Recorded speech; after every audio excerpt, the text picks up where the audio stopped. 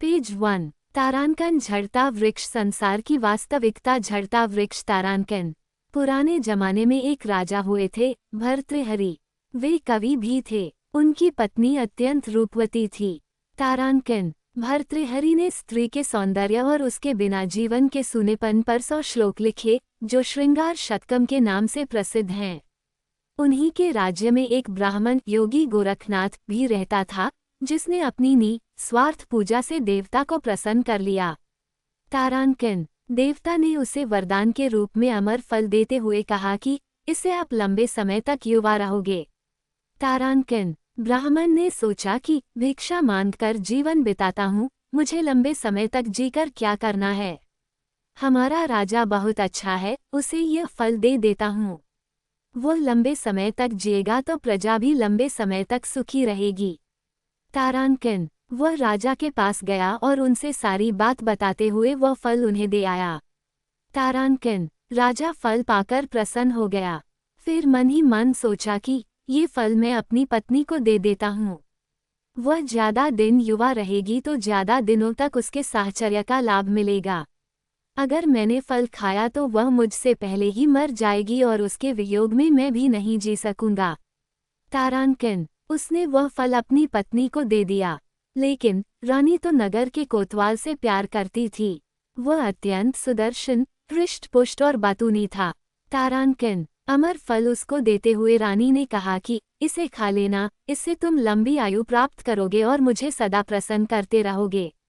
तारांकन। फल लेकर कोतवाल जब महल से बाहर निकला तो सोचने लगा कि रानी के साथ तो मुझे धन दौलत के लिए झूठ मूठी प्रेम का नाटक करना पड़ता है, और यह फल खाकर मैं क्या करूंगा। इसे मैं अपनी परम मित्र राज नर्तकी को दे देता हूँ। तारांकन। तारांकन। वह कभी मेरी कोई बात नहीं टालती। मैं उससे प्रेम भी करता हूँ, और यदि वह सदा युवा रहेगी तो दूसरों को भी सुख दे पाएगी। उसने वह फल अपनी उस नर्तकी मित्र को दे दिया। तारांकन। राज नर्तकी ने कोई उत्तर नहीं दिया और चुपचाप वह अमर फल अपने पास रख लिया। कोतवाल के जाने के बाद उसने सोचा कि कौन मूर्ख ये पाप भरा जीवन लंबा जीना चाहेगा। हमारे देश का राजा बहुत अच्छा है, उसे ही लंबा जीवन जीना चाहिए। तारांकन। ये सोचकर उसने किसी प्रकार से राजा से मिलने का समय लिया और एकांत में उस फल की महिमा सुनाकर उसे राजा को दे दिया और कहा कि महाराज, आप इसे खा लेना। तारांकन। राजा फल को देखते ही पहचान गया और भौंचक्का रह गया। तारांकन। पूछताछ करने से जब पूरी बात मालूम हुई तो उसे वैराग्य हो गया और वह राजपाट छोड़कर जंगल में चला गया। वहीं उसने वैराग्य पर 100 श्लोक लिखे जो कि वैराग्य शतकम के नाम से प्रसिद्ध हैं।